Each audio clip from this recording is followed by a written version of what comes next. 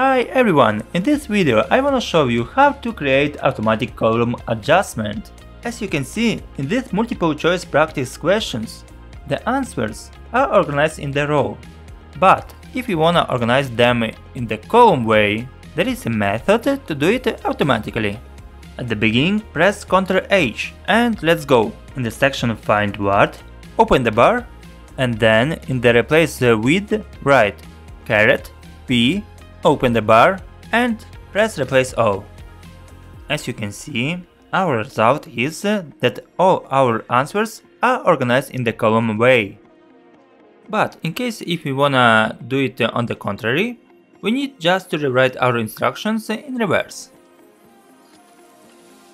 So guys, enjoy shortcut, put your like and subscribe.